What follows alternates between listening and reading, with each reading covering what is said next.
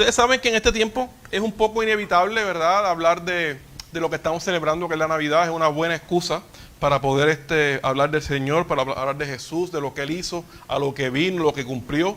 Y en especial este tiempo de la celebración de Reyes, ¿verdad? Yo me topé en estos días con algunas personas que estaban en el barco, ¿verdad? ¿Quién fue a ver el barco? ¿No?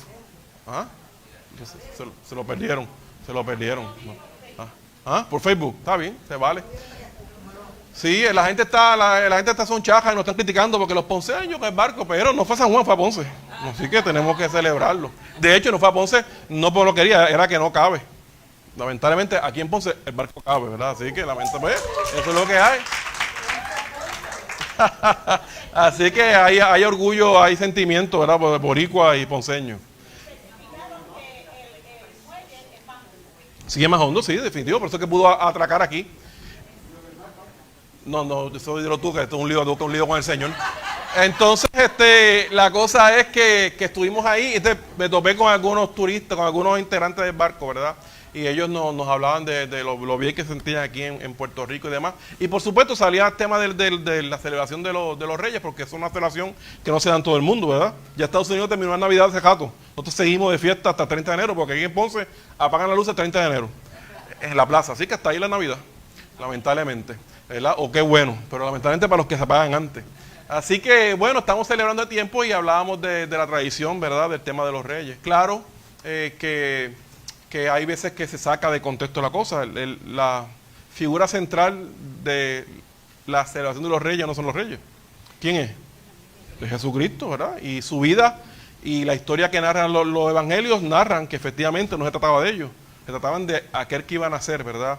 Que iba a ser el Rey de Reyes. Entonces siempre nos sirve esta oportunidad para poder reflexionar un poco sobre esto, y yo precisamente quiero hablar un poco de eso, no tanto del tema de los Reyes, sino más bien lo que ellos hicieron y lo que ellos representaron.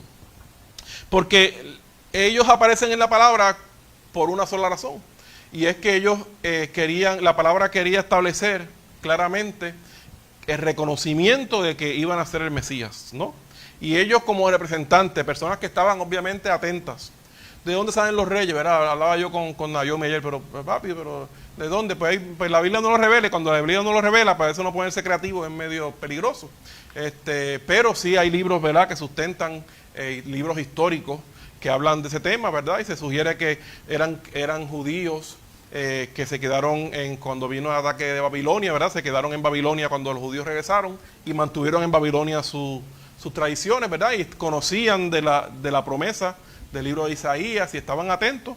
Haya sido como sea, la verdad es que ellos fueron a rendirle un homenaje a alguien que había nacido y que sería nuestro libertador.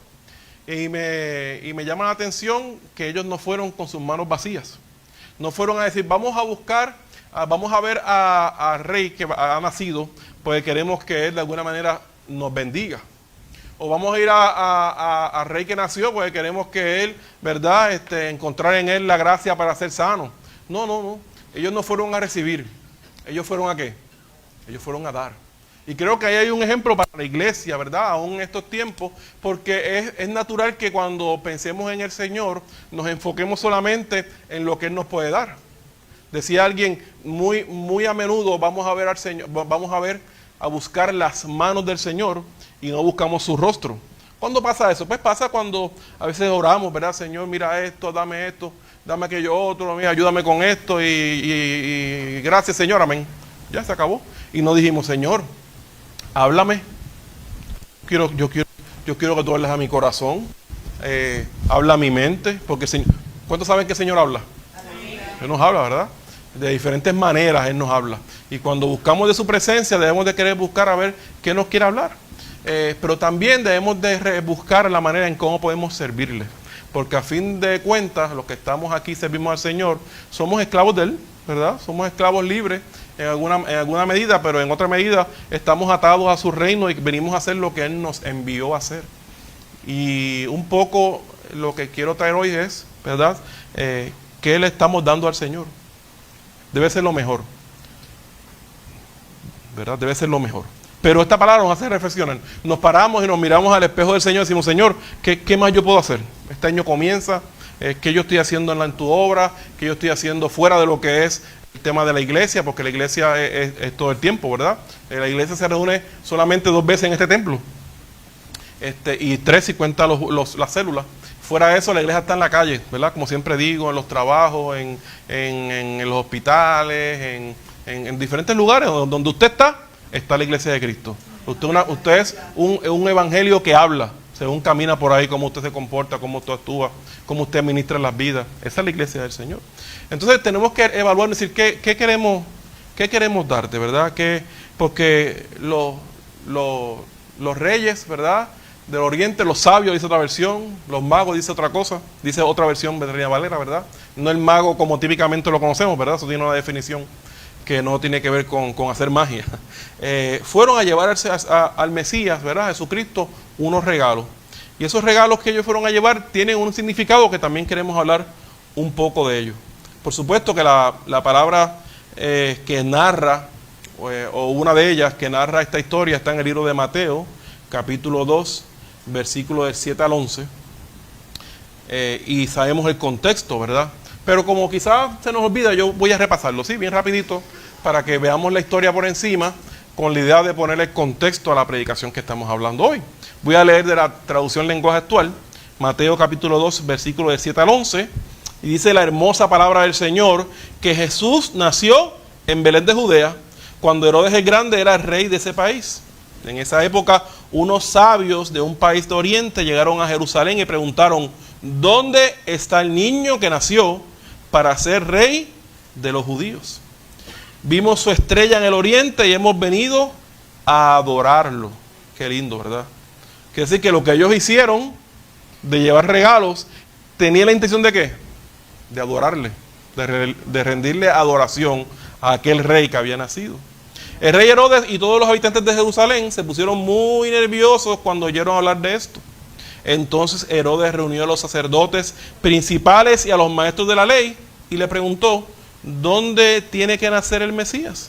Ellos le dijeron, en Belén de Judea, porque así lo anunció el profeta cuando escribió. Tú, Belén, eres importante entre los pueblos de Judá.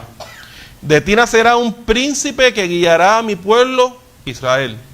Herodes mandó a llamar en secreto a los sabios y averiguó cuando había aparecido la estrella. Luego les dijo, vayan a Belén y averigüen todo lo que puedan acerca del niño. Cuando lo encuentren avísenme, yo también quiero ir a adorarlo. Sí, claro, sí. Después de escuchar al rey, los sabios salieron hacia Belén. Delante de ellos iba la misma estrella que habían visto en su país. Finalmente la estrella se detuvo sobre la casa donde estaba el niño. Qué felices se pusieron los sabios al ver la estrella. Cuando entraron a la casa vieron al niño con María, su madre, y se arrodillaba para adorarlo. Abrieron los cofres que llevaban y le regalaron al niño oro, incienso y mirra. Dios les avisó a los sabios en su sueño que no volvieran al palacio de Herodes. Ellos entonces regresaron a su país por otro camino. Así que Dios le hablaba a estos sabios, ¿verdad? Dios les dirigía para que fueran a hacer lo que estaban haciendo. Oiga, no tal cárcel, ¿verdad? Para que lo sepan. Después lo buscan si quieren. Pero se dice que el niño, ¿verdad? Se asume, basado en la historia y otras cosas que han pasado, que para aquel entonces Jesús tenía que haber tenido por lo menos 2 años. Así que la típica escena del pesebre con el bebecito chiquito con los reyes no es realmente, ¿cuál es la palabra en español? Estoy pensando en accurate, pero que es verídica necesariamente, ¿verdad?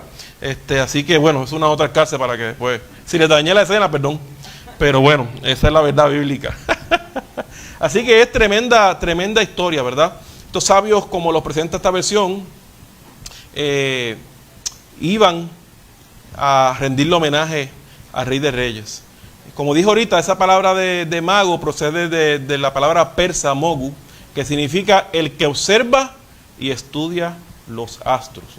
Dichas palabras parecen provenir a su vez de magu, nombre dado a los sacerdotes persas. Así que por ahí anda la cosa con el tema de que si eran magos o eran sabios. Allí estaban los sabios entregándole estos regalos a Jesús. Ahora bien, los regalos tienen un significado, ¿verdad? Ellos no fueron allí y cogieron lo que estaba al lado de ellos y arrancaron. Ellos tenían una razón de ser y vamos a entrar en eso, porque yo quiero llevar eso a lo que es nuestras vidas hoy día. Lo primero, por supuesto, era el oro, ¿verdad? Sabemos que el oro es un metal precioso, siempre lo ha sido, y era un objeto, ¿verdad?, que tenía mucho valor. El oro representa la divinidad y se menciona en la Biblia en varias ocasiones. Con frecuencia, los ídolos paganos se hacían en oro. Y el arca del pacto, por ejemplo, era en oro, estaba recubierta de oro, y cada vez que se habla del oro, se piensa en un rey, ¿cierto? Así que ellos iban a adorar a un rey y llevaron oro, por supuesto. El regalo de oro al niño Jesús era un símbolo de su divinidad, Dios encarnado. Su valor perfectamente podía también ayudar a José y a María a su regreso nuevamente, ¿verdad? Este viaje que tenían de regreso. Segundo, el incienso, que es una resina, ¿verdad? Se obtiene de un árbol mediante incisiones a la corteza, dejando salir la resina, y es muy fragante cuando se quema. Por eso es que se usaba en la adoración. Y la palabra también habla de este incienso de manera que se adoraba al Señor. En el lugar santísimo se prendía ese incienso para que subiera como olor agradable al Señor. Hoy ese incienso se ha transformado por la manera en que vivimos. Nuestra vida se convierte en incienso para el Señor. Si vivimos vidas que le agradan a Él, nuestra vida, dice que dice la palabra, que sube como olor grato al Señor, olor agradable. Qué lindo, ¿verdad? Así que el incienso es un símbolo de santidad y de justicia.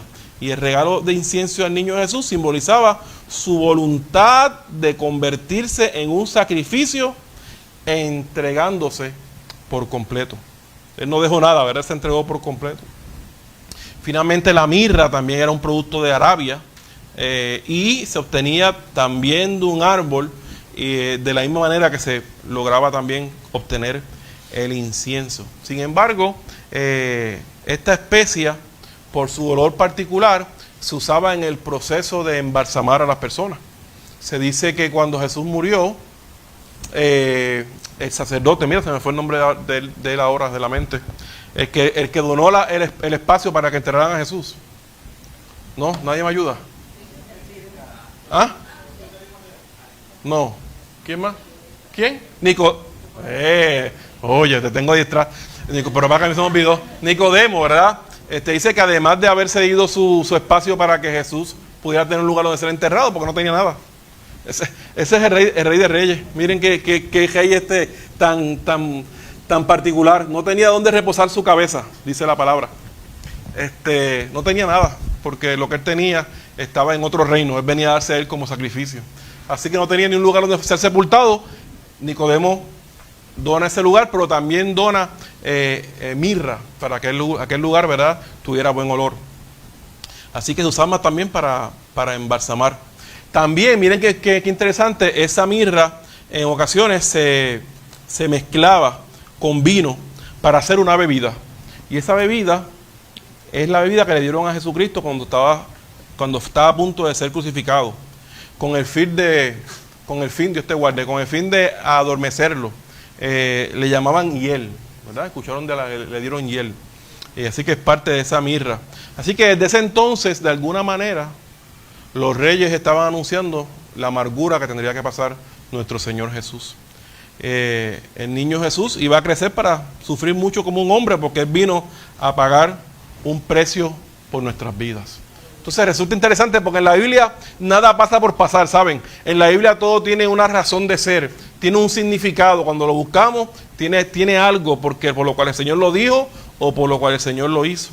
Entonces, aunque Dios no tenía necesidad de nada, por supuesto, estos sabios, estos reyes fueron y tuvieron una revelación divina y fueron a entregarle a Él 3 elementos que eran muy importantes. Y ciertamente Dios no necesitaba, Jesús en ese momento no necesitaba nada, era un niño, pero todo lo que le dieron tenía un significado y lo vamos un poco después a discutir. Si empezamos por el oro, ¿verdad? Como dijimos anteriormente, por supuesto, el Señor no necesita oro.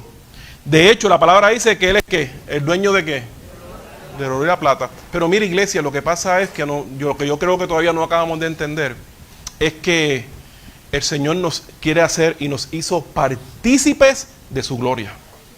Él pudo haber utilizado otro método, ¿sabes? Él pudo haber hecho tantas cosas diferentes porque Él es Dios, por supuesto, Él es eterno, Él es por siempre y para siempre, de Él es todo dominio, toda autoridad, toda gloria, toda honra. Pero dentro de esa situación, Él quiso involucrarnos a nosotros como parte de su gloria. Así que Él vino y cumplió su parte, pero luego nos dejó a nosotros, la iglesia de Cristo, unas responsabilidades también acompañadas de una autoridad.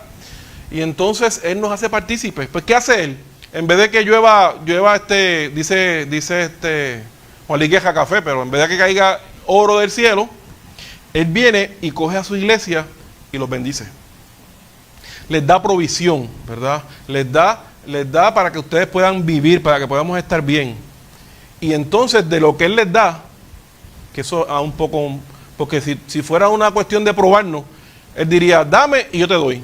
¿Verdad? Porque típicamente así que el ser humano vive. Bueno, si tú me das y tú eres bueno conmigo, yo soy bueno contigo. Pero como el reino de Dios es AGB, ¿verdad? Él viene y nos da primero a nosotros. Aleluya. Él viene y nos da primero a nosotros para que de lo que Él nos da, una parte, se la demos a Él, ¿verdad? Claro que Él no está aquí para agarrarlo de tus manos, pero como otras cosas en la vida, Él ha creado una fórmula, un organismo, ¿verdad? Él ha puesto autoridades, y esas autoridades, ¿verdad?, tienen la responsabilidad de ser administradores de esos bienes para expandir el reino de los cielos, ¿verdad? Lo lindo es que ese trámite transaccional que usted hace con el Señor no tiene que ver con el pastor, ¿verdad? Tiene que ver con usted y con el Señor. Que el pastor lo enseña, claro, porque es palabra del Señor. Y usted no va a encontrar de Génesis a Apocalipsis ninguna ocasión, excepto con el tema del diezmo, que Dios le diga a ustedes, probadme en esto.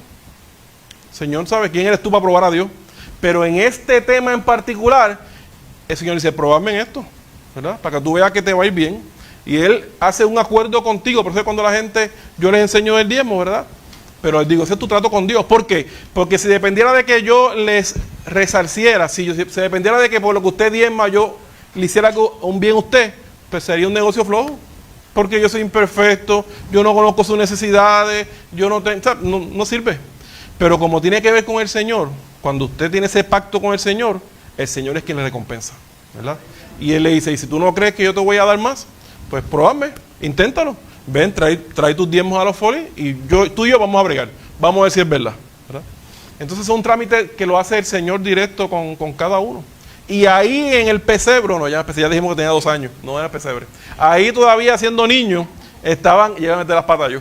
Iban los reyes, ¿verdad? Los sabios a darle oro. No porque Él lo necesitara, sino porque Él estaba estableciendo desde entonces la fórmula que Él iba a utilizar para expandir el reino de Dios. Dios tenía su tesorero, ¿verdad? Salió malo el tesorero, pero tenía su tesorero. Porque ellos tenían que hacer la obra del Señor. Así que mientras estemos en este plano natural, va a hacer falta economía para poder expandir el reino del Señor. Es parte de lo que quisiéramos. Para mí, particularmente, uno de los temas más escabrosos es el tema del dinero. Siempre me resultó difícil, pero cuando el Señor me encomendó esta responsabilidad, eso vino acompañado con eso. Pero yo, en 2 años, y creo que lo he hecho mal, me propongo hacerlo mejor este año, por 3 años ya. Nunca he separado, por ejemplo, una predicación que hable del tema de las bendiciones que hay en la promesa del diezmo. No lo he hecho. Precisamente por mis temores, ¿verdad?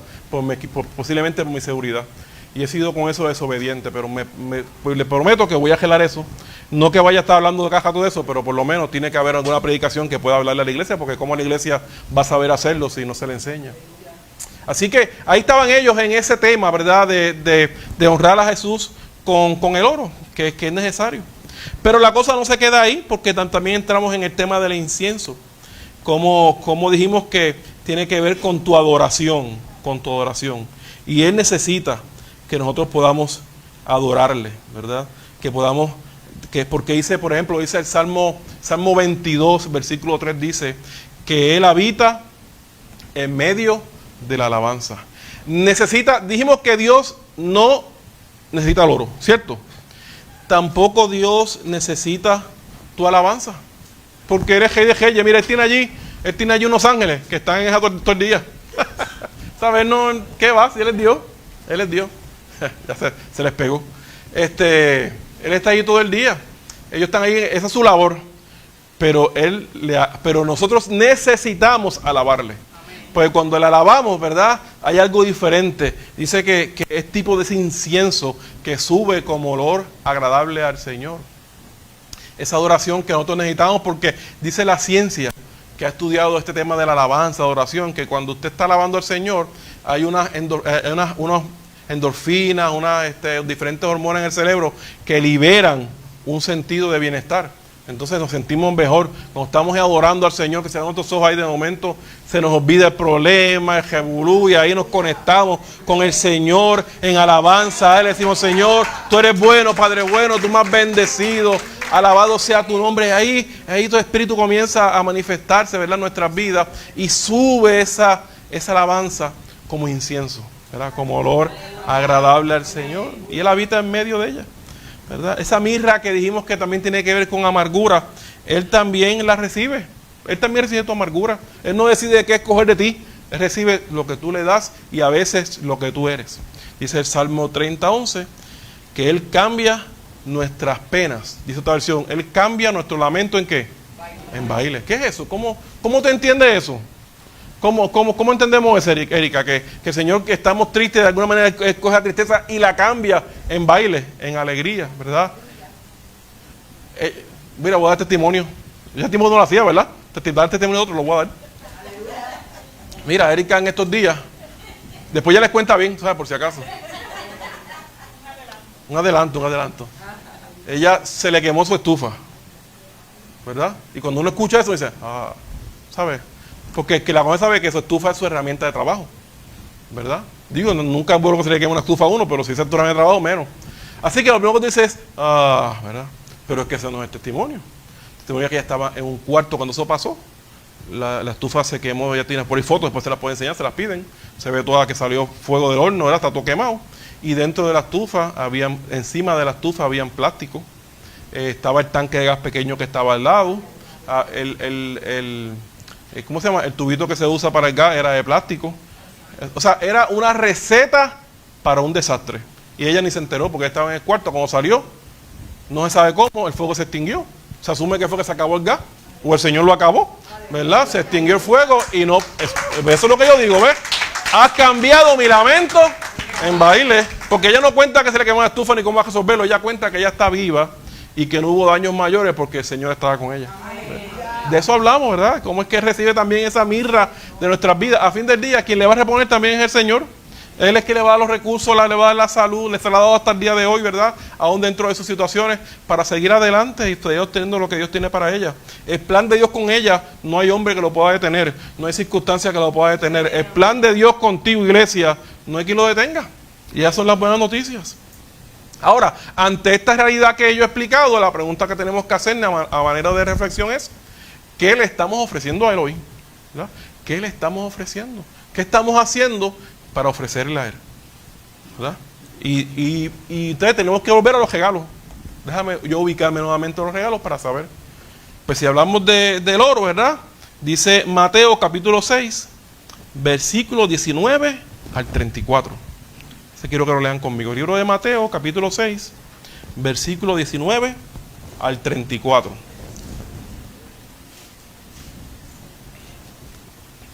Y dice su palabra preciosa.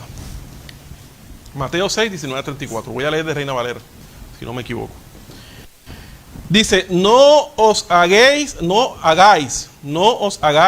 tesoros en la tierra, donde la polilla y el orín corrompen, y donde los ladrones minan y hurtan, sino haceos tesoros en el cielo, donde ni la polilla ni el orín corrompen, y donde ladrones no miran ni hurtan.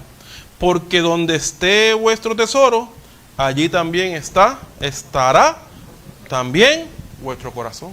Y ahí hay encerrado unas cuantas verdades que son importantes, ¿cierto? Porque estoy convencido de que hacer tesoro en la tierra pues no hace ningún efecto que no sea disfrutar un poco de bienestar en un periodo muy corto. Si usted se hace millonario, ¿verdad? Y es millonario toda su vida, que no necesariamente eso va a ser así, ni es la realidad para más del 95% de las personas, pues entonces pues está bien, usted se fue millonario, se murió y se acabó. Si no tuvo a Cristo, se perdió en la eternidad. pues ¿para qué sirve eso? Y todo lo que usted haga en su vida, si vive esa condición, la vive pensando en el dinero. Hay estadísticas claras. Yo sé que a veces la gente dice, no, esos son los cuentos de los pobres. Pero yo sé que, porque lo he buscado, que hay estadísticas claras que estas personas que se hacen millonarias de la noche a la mañana, típicamente pierden su dinero en 5 o 6 años, ¿verdad? Algunos de ellos se quitan su vida porque se complica, porque no estaban listos, no estaban preparados. La suerte los vino a tocar porque ellos la buscaron, ¿verdad? Y no los cogió preparados. Así que si fuera el dinero la solución a los problemas, pues los millonarios serían felices. Pero los millonarios también se quitan la vida, ¿verdad? Sufren depresiones terribles. Si no, miren estos muchachos de música urbana, ¿verdad? Que han testificado, Farruko, Héctor Delgado, gente que ha dejado lo que estaban haciendo en el pic de sus carreras, cuando más dinero tenían, porque estaban deprimidos terriblemente, con pensamientos suicidas. El dinero no los resolvió. Pero ¿qué pasa? Cuando tu pensamiento está en ese dinero, ¿verdad? Donde está el dinero, persevera. Dice la palabra que, porque donde esté vuestro tesoro, allí también está vuestro corazón. Cuando tú eres fiel con la palabra del Señor, cuando tú eres fiel con tus diezmos, tus ofrendas, tú te desprendes de ti, porque la mayoría de las personas que diezman lo hacen por una convicción de lo que es la palabra del Señor, y lo hacen, y la palabra nos invita a que lo hagamos alegre. Pero no se da de manera natural. No es que tú dices, ay, llegó el día 3, gloria a Dios, voy a pagar. Si usted lo hace, gloria a Dios, me dice. Voy a dar el diezmo, que no, eso no se da de manera natural, porque hay un efecto ahí de la carne luchando contra, pero los chavitos lo hubiesen invertido mejor en otra cosa, ¿verdad? Ahí surge ese tipo de dinámica. Pero yo me agrado cuando el Señor se les revela. Hoy alguien se me acercó, que la persona sabe que yo no hablo con ella para nada, o con él para nada. Y me dijo, estos son mis ingresos. ¿Cómo es que funciona esto? ¿Verdad? También hablo con Susi. Así. Yo decía, así es. Yo no hablo con ella con eso. ¿Quién le está revelando eso, Señor? Ese es su trato con el Señor. Y quien la va a recompensar es el Señor. Y yo me alegro porque veo la mano de Dios en esa dinámica. Pues mientras ponemos nuestra mirada más solamente si es solamente nuestra mirada puesta en el tesoro, ¿verdad? Ahí va a estar nuestro corazón. Y eso es una verdad. Y si tu mirada está puesta en Jesús, ahí va a estar tu tesoro. Él va a ser tu tesoro. Miren el incienso. Segunda de Corintios capítulo 2, versículo 14 al 16. Segunda de Corintios capítulo 2. Voy a leer de la traducción lenguaje actual. Segunda de Corintios capítulo 2, versículo 14 al 16. Y dice su palabra: doy gracias a Dios porque nos hace participar del triunfo de Cristo, y porque nos permite anunciar por todas partes su mensaje, para que así todos lo reconozcan. Anunciar la buena noticia es como ir dejando por todas partes el suave aroma de su perfume. Qué lindo. Y nosotros somos ese suave aroma que Cristo ofrece a Dios.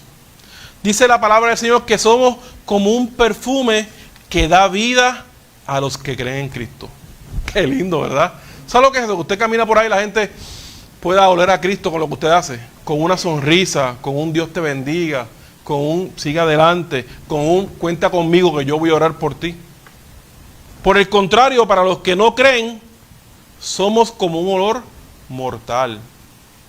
¿Quién es capaz de cumplir con la tarea que Dios nos ha dejado? Esa era la pregunta de Pablo a la iglesia en Corintios, y la pregunta se mantiene hoy en la iglesia del Nuevo Testamento de Ponce. ¿Quiénes de los que están aquí, verdad, son capaces de cumplir la tarea que Dios nos ha dejado? Sí, yo. Ahora, ¿cuál es la tarea, verdad? Pues la tarea, si lo vemos dentro del contexto que estamos leyendo este versículo, ¿verdad?, tiene que ver con anunciar las buenas noticias, ¿verdad? Esa es nuestra tarea, decirle a la gente, hay esperanza en Cristo. Hay esperanza en Cristo. Exponte a un mensaje diferente. Deja de estar escuchando el mundo con sus rumores de guerra, con las cosas tan malas, con que la luz va a subir. Olvídate de eso, que nuestro rey, el rey que nosotros servimos, está por encima de todo eso. Amén. Si sube la luz, Él te va a dar provisión para pagar la luz. Si sube el agua también. Si hay guerra, el Señor te va a dar paz en medio de la guerra. Ese es el Señor que le servimos. Amén. Entonces, ¿quién es capaz de cumplir la tarea que Dios nos ha dejado? Yo quisiera escucharle decir, yo quiero cumplir, ¿verdad? ¿Y cuál es esa tarea? Anunciar la buena noticia. Como ir dejando, ¿verdad? Dice que es como ir dejando por todas partes un suave aroma de su perfume. Somos como un perfume que da vida a los que creen en Cristo. Ese eres tú y yo, esas son nuestras vidas, ¿verdad? Y eso tiene que ver con el incienso, ¿verdad?, que damos al Señor. Finalmente, la mirra, ¿verdad? Quiero leer del libro de Mateo, capítulo 11, versículo 28.